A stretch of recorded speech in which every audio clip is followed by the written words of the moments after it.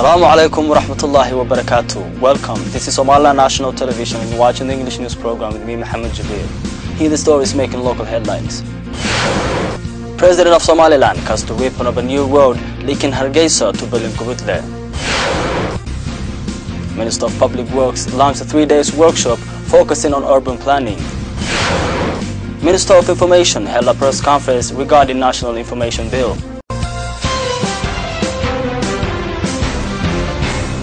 President of Somaliland, His Excellency Ahmed Mohamed Mahamoud Silanyo, cut the ribbon of a newly constructed road linking the capital to Belingkubutle.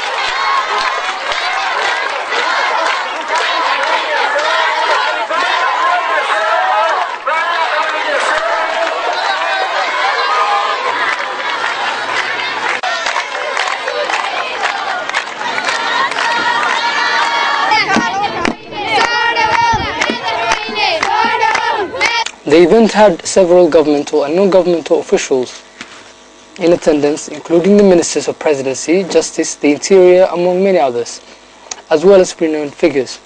Attendees at the ceremonial event held after the President cut the ribbon of new road linking Hargeisa with Belingkubutle, emphasized the achievements made by the current government toward leading the citizens to the path of progress and prosperity. The residents of the districts and village between Hargeisa and Belingkubutle expressed jubilation for bridging the road linking with the two provincial capitals, provided warm reception to the President throughout his tour to the region. Several government ministers speaking at the event addressed the importance of bridging the new roads as part of the current government's package toward development and the role it takes in easy transport that can play increasing productivity by the mainly rural communities in the region. Minister of Presidency highlighted the ongoing development efforts and urged citizens to pay heed of major improvement in economy and infrastructure due to the government's strategy on ensuring progress on several forefronts. Cultural leaders speaking at the event appreciated the role the government played in leading the citizens to take part in development, particularly toward infrastructure development, include bridging roads. The cultural leaders pledged to work hand in hand with the government in strengthening security, creating more employment opportunities, as well as furthering infrastructure and economic development. Other keynote speakers at the event reiterated the need of bridging more roads for making sure more economic and social prosperity. The President of Somaliland, Ahmed Mohamed Mahamoud Silanyo, closed the ceremonial event with a keynote speech and took several approaches in addressing the government's plan toward ensuring stable and prosperous Somaliland. The President Ahmed Silanyo stated that citizens are sought to grasp opportunities in the country and that roads will make Somaliland more conducive to foreign investment. The President took several approaches in his speech toward economic development, security, infrastructure and a number of key subjects which are significantly crucial to the country's future economic and social prosperity. Minister of Public Works, together with UN Habitat officials, launched a 3-day workshop focusing on urban planning for the different districts of Somaliland. This workshop was attended by the Minister of Public Works, the Director General of the Ministry, Vice Mayors, representatives of UN Habitat and other key governmental officials. The aim of this workshop was to advance the urban planning for the different districts of Somaliland and to provide orientation trainings to the attendees on how to manage and regulate urban areas. The Director General of Somaliland Ministry of Public Works, speaking at the opening of the event, elaborated on the efficiency of this training to the public of Somaliland. The Director General also appreciated the cooperative role of UN Habitat and their contribution to the progress of the nation. Abdul Khalif Ahmed, Somaliland's Minister of Public Works, also spoke at the event and enlarged the significance of this project and the commitment of Somaliland government to implement projects focusing on the progress of the nation. Minister Abdul Razak urged the attendees to take advantage of this development-oriented training provided by the different ministries of Somaliland. Conclusively, the head of GPLG of UN Habitat briefly emphasized the objective of this workshop and stated, this is basically a series of workshop orientation training that we are carrying out together with the Ministry of Public Work with the aim to build the capacity of district in urban planning in order to manage urban land properly. So today and tomorrow, and then we have this is actually 2.5 days orientation training. It's not very much focused training because urban planning is such a technical area. We can't really train you in 3 days. So it is more about we are taking you through very basic important concepts of urban planning and to raise awareness and to take the attention to some of these key issues. So, and then later on, of course, we will come back and do more focused training for each of these areas. So, as I said, we have introduced with Ministry the Urban Regulatory Framework. That is one of the key documents with you that help you, give you guidance how to regulate your urban area.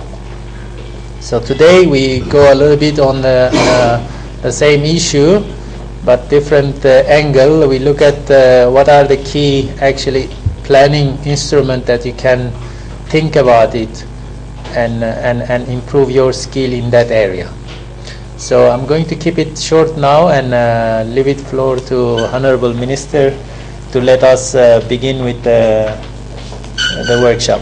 Somaliland Minister of Information, Culture and National Guidance, Abdullahi Mohamed Dahir Akuse, held a press conference on the implementation of the National Information Bill, as well as the preservation of peace by journalists.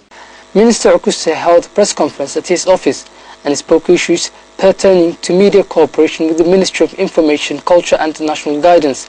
The minister stated that preserving the national interest and democracy is the cornerstone of professional journalism, and that the journalists in Somaliland ought to follow suit to make sure they are being accountable, unbiased and objective in the news dissemination process.